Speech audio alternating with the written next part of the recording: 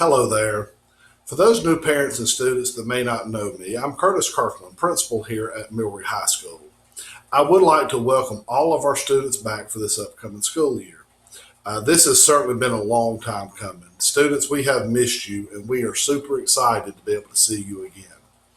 Now for our virtual students, I just want to remind you that September the 14th is the last day to move back into the regular classroom setting.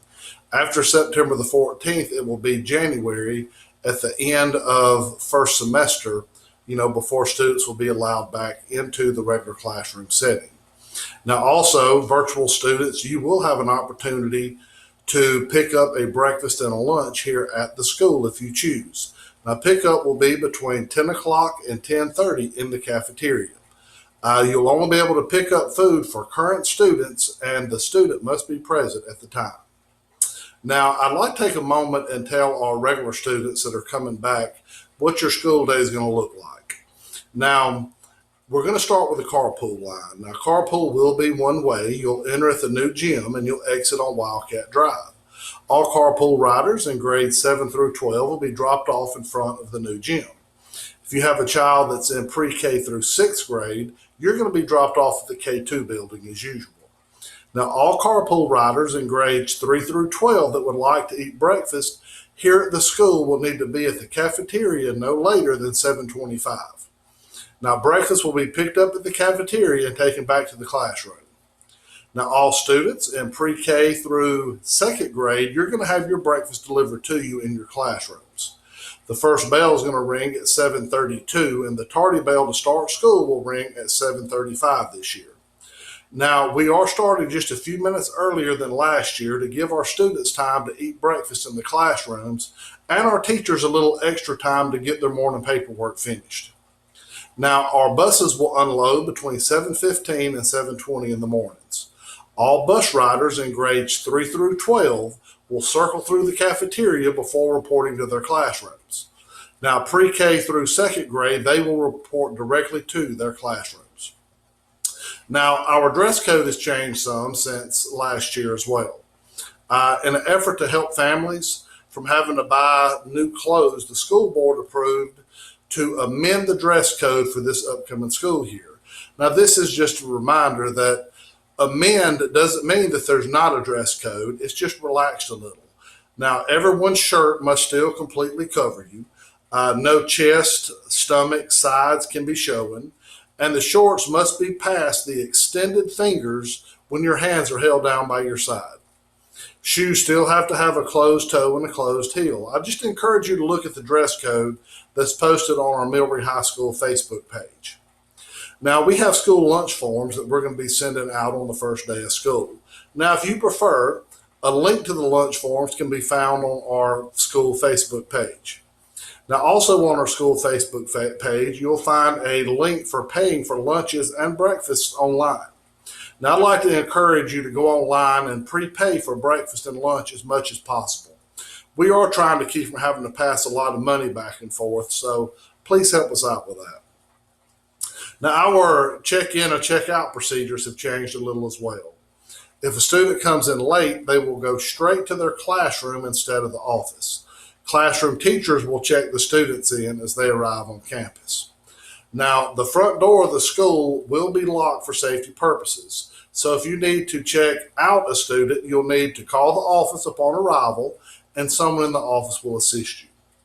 Now, I've been asked about yearly student fees. Now, there's only a couple of fees that I need to mention to you. We will be selling lockers for $10 to each student in grades 7 through 12.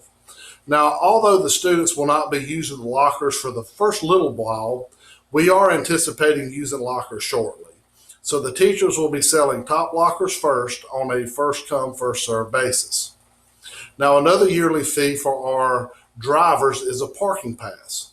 Now, for the safety of all driving students will need to provide proof of insurance and purchase a parking pass for $20 to be allowed to drive on campus.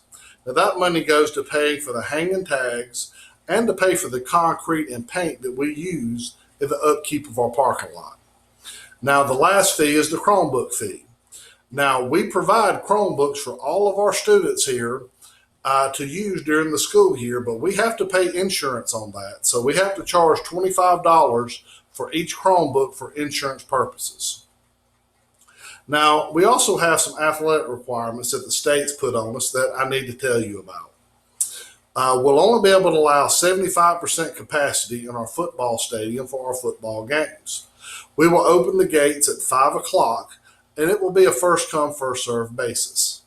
Now, our volleyball team will only be allowed a 50% capacity in the gym. We will open the gates an hour and a half before the game starts, and it too will be on a first come, first served basis. Now, according to the Safer at Home order issued by the governor of Alabama, we are still under a mask mandate.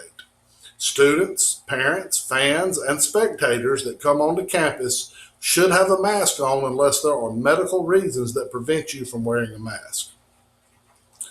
Now, parents, we are taking extra precautions to be as safe as we possibly can. Our students will only be around a small number of students each day. We have plans and protocols in place to deal with any health issues that arises. We have a well-trained nurse on staff full-time to help and assist as needed. Our teachers and staff will have a mask on or a face shield when required. We will teach cleanliness, proper sanitation, and social distance when possible, but we will not live in fear. We are going to teach and interact with our students. They need that. We're going to help get our students caught back up from last year. We love our kids here, and we're going to do everything that's in our power to make them as successful as they can possibly be. And we do thank you for trusting us with your kids. Now, students, you don't have to be afraid to come back up here. Everything's going to work out fine. It's time to get back on the path to normalcy. Now, you wash your hands regularly and you practice social distancing when possible, but don't be afraid. There's no need to be afraid. No fear, no stress, and no worries.